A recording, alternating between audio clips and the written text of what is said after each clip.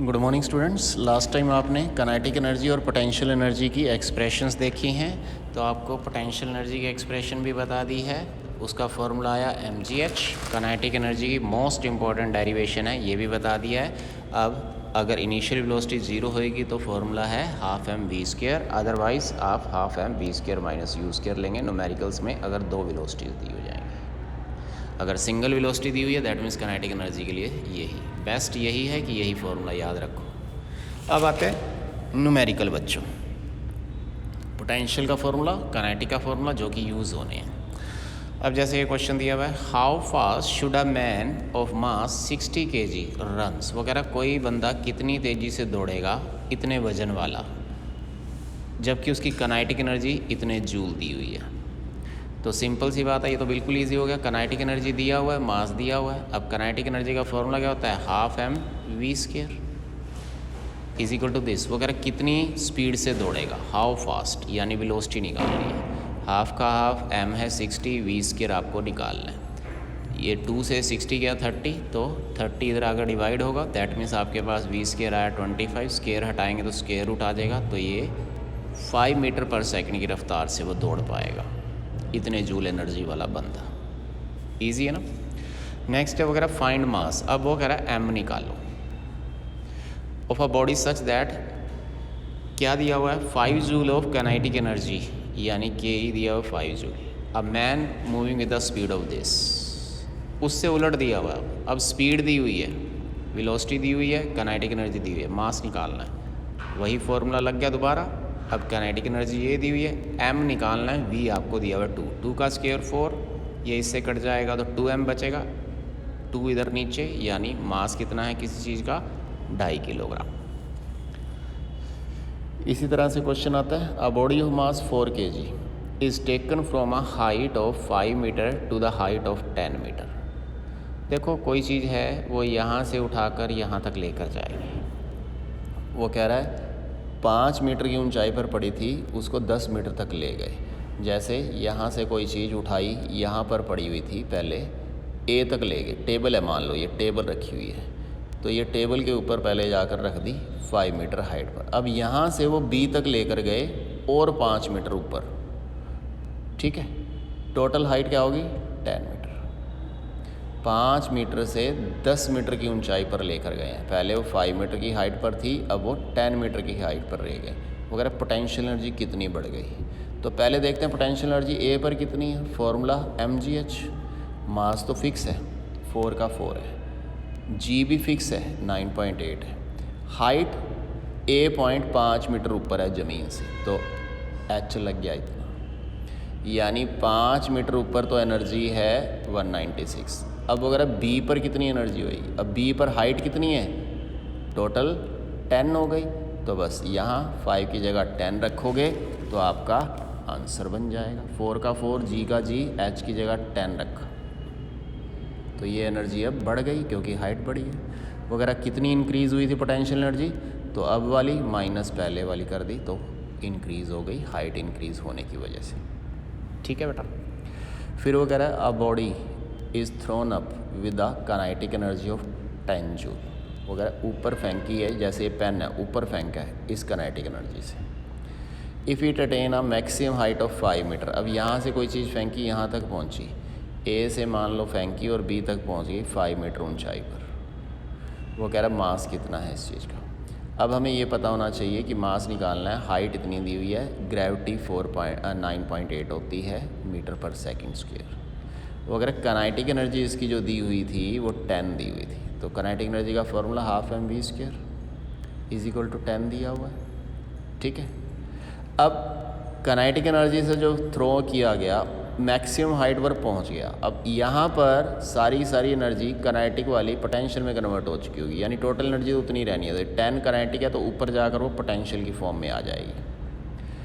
तो mgh भी दिया हुआ है 10, हाफ एम वी स्क्वायर भी दिया हुआ है 10, तो यहाँ से वैल्यू mgh में h 10 है, h 5 मीटर है, m निकालना है, g 9.8 है, तो यहाँ पर वैल्यू क्या आ गई, मास इतने है।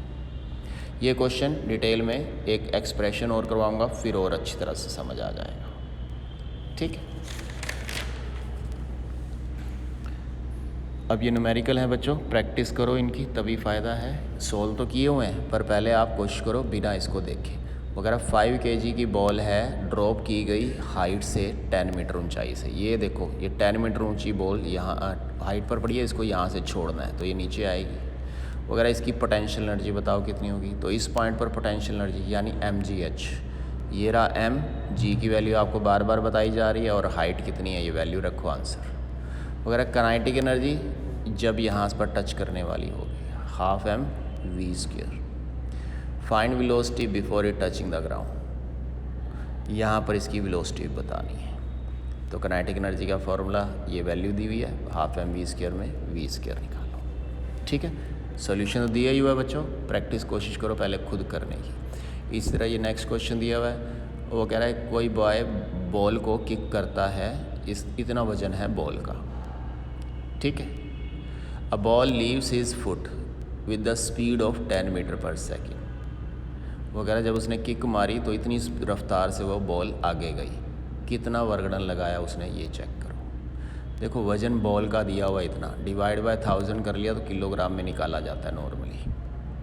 वेलोसिटी से इतनी से जा रही है तो काइनेटिक एनर्जी 12 mv², बस वैल्यू रखी तो इतनी एनर्जी से बॉल जा रही है। ठीक है, इसी तरह ये वाला क्वेश्चन अपने आप देखना, ट्राई करने की।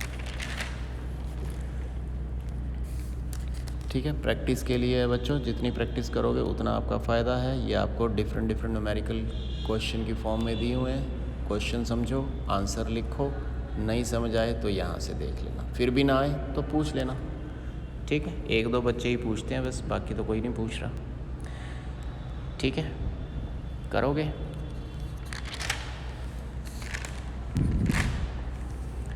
अब आता है बच्चों next topic, energy transformation. Energy देखो इस दुनिया में एक से दूसरी फॉर्म में ट्रांसफ़र होती रहती है। हम ना तो इसको जनरेट कर सकते हैं ना डिस्ट्रॉय कर सकते हैं, सिंपली कन्वर्जन है ये एक से दूसरी फॉर्म में। जैसे conversion of mechanical energy into electrical energy का एग्जांपल मैं बताने जा रहा हूँ। ये सारी आपको एनर्जी की फॉर्मेशन दे रहा हूँ और उसका एग्जांपल बताऊँगा कैसे। पहले तो मैकेनिकल एनर्जी का पता होना चाहिए आपको। मैकेनिकल एनर्जी क्या होती है, जिसके अंदर पोटेंशियल और काइनेटिक एनर्जी का मिक्सचर होता है। ठीक है, पोटेंशियल अभी आपने सीखा है कि mgh, काइनेटिक 12 mv²। इन दोनों का कॉम्बिनेशन क्या कहलाता है, मैकेनिकल एनर्जी।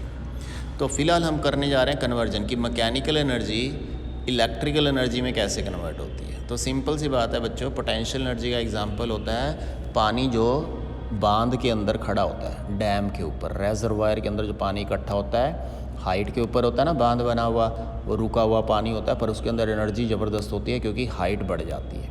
अभी आपने सीखा ना 5 से 10 मीटर की हाइट लेंगे तो भी एनर्जी बढ़ जाती है। तो ऊंचाई जितनी होएगी, हाइट जितनी होएगी, पोटेंशियल एनर्जी उतनी ज़्यादा होएगी। यानी एनर्जी एक से दूसरी फॉर्म में कन्वर्ट करनी है। तो वो कह रहा है मैकेनिकल को इलेक्ट्रिक एनर्जी में कैसे कन्वर्ट करेंगे। तो सिंपल है कि डैम पर रुके हुए पानी को हम काइनेटिक एनर्जी में कन्वर्ट करवाते हैं। पहले पोटेंशियल होती है, पोटेंशियल को टरबाइन के ऊपर पानी को फेंकते हैं जिससे कि ये घूमता है, घूमने से इलेक्ट्रिक करंट जनरेट होता है। ठीक है, फिर कन्वर्जन वो कह रहा है एग्जांपल दो, electrical energy into mechanical energy, उल्टा इसका। ठीक है, जैसे बिजली का आप स्विच ऑन करते हो, इलेक्ट्रिक एनर्जी है ना, स्विच ऑन करते हो, मोटर चलती है, पंखा चलता है, तो मोटर चले, पंखा चले, कुछ भी चल रहा है, दैट मीन्स वो मैकेनिकल एनर्जी में कन्वर्ट कर रही है, तभी तो आपको हवा लगती है। फिर वो कह रहा है इलेक्ट्रिकल एनर्जी को हीट के अंदर कैसे कन्वर्ट करते हैं। जैसे करंट दिया आपने हीटर को, वो गर्म कर देता है पानी को, वाटर गीज़र या हीटर हवा को गर्म कर देता है, ये टोस्टर ब्रेड को गर्म कर देता है करंट से। फिर वो कह रहा है इलेक्ट्रिक एनर्जी हीट एनर्जी को मैकेनिकल में कैसे कन्वर्ट करोगे। देखो हीट एनर्जी जैसे स्टीम इंजन, भाप का इंजन जो होता है, स्टीम बनती है पानी गर्म करने से, उस स्टीम से टरबाइन चलाया जाता है, फिर वो जेट चलते हैं, शिप चलते हैं, ट्रेनें चलती हैं मैकेनिकल एनर्जी की वजह से। इलेक्ट्रिक एनर्जी को लाइट में कैसे कन्वर्ट करते हैं, तो ये तो सिंपल है कि बिजली का स्विच ऑन किया, बल्ब और ट्यूब जल गए। इलेक्ट्रिकल एनर्जी को साउंड में कैसे, बिजली का स्विच ऑन किया, आपका म्यूज़िक प्लेयर चल गया।